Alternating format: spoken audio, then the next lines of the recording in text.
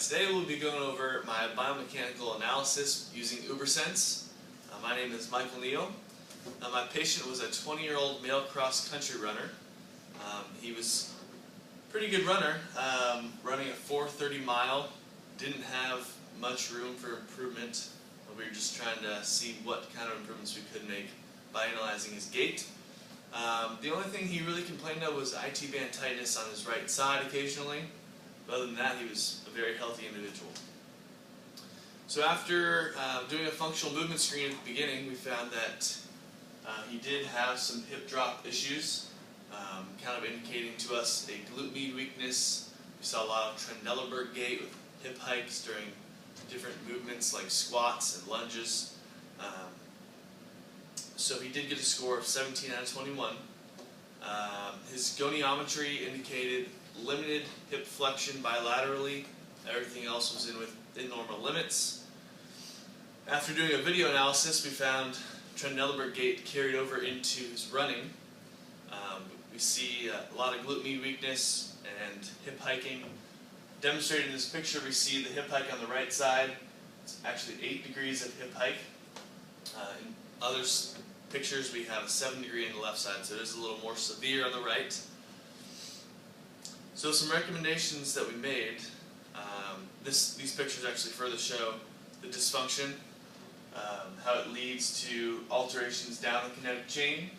On the left we have kind of a heel strike that's over the midline, and you can see he's heel striking on the lateral side of his heel.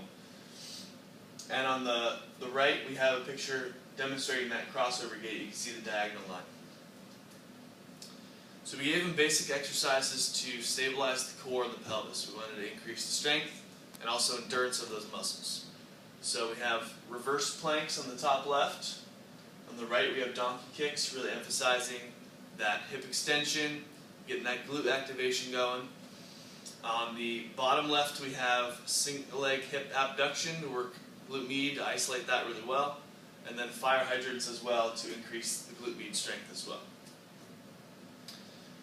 In the midterm assessment, when he came a few weeks later, he was reporting some peroneal irritation that he was seeing his athletic trainers about.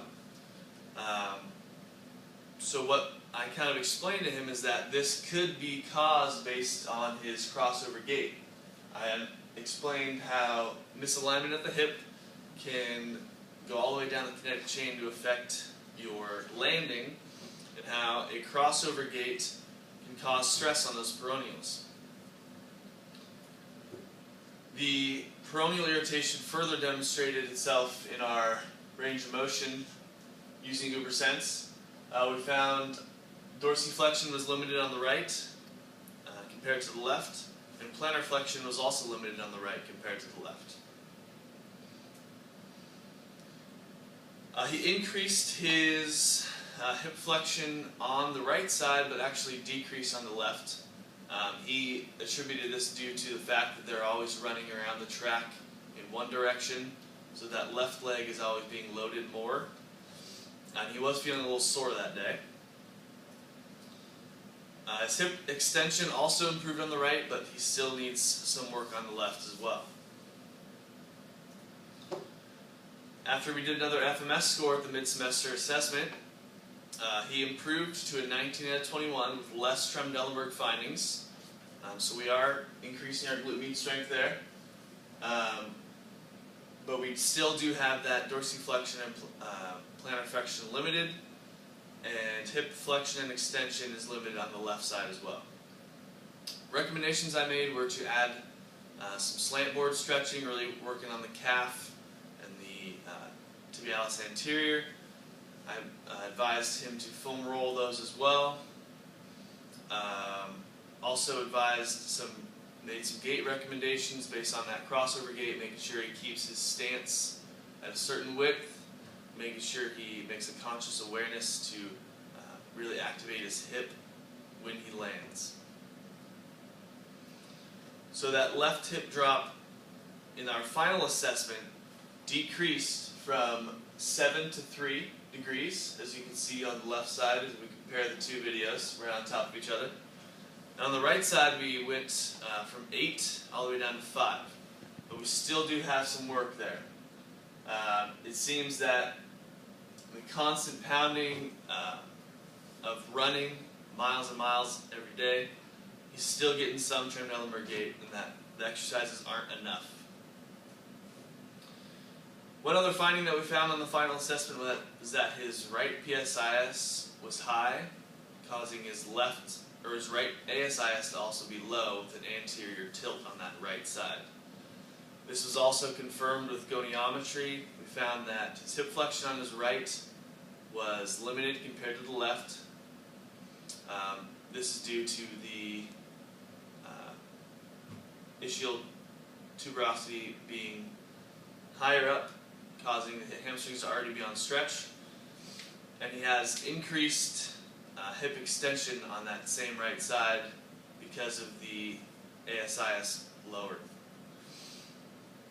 We do see some improvements in our dorsiflexion and plantar flexion from the mid-semester assessment, and so he did a good job working on those, and he is making his way up in his flexion and extension as well. We see that even with the misalignment of the hips, that they both have increased. The patient was very compliant during all this. He made sure to show up for all the assessments. He reported that he was doing the exercises as many times as I asked. He said that they were working for him, that he really appreciated the help.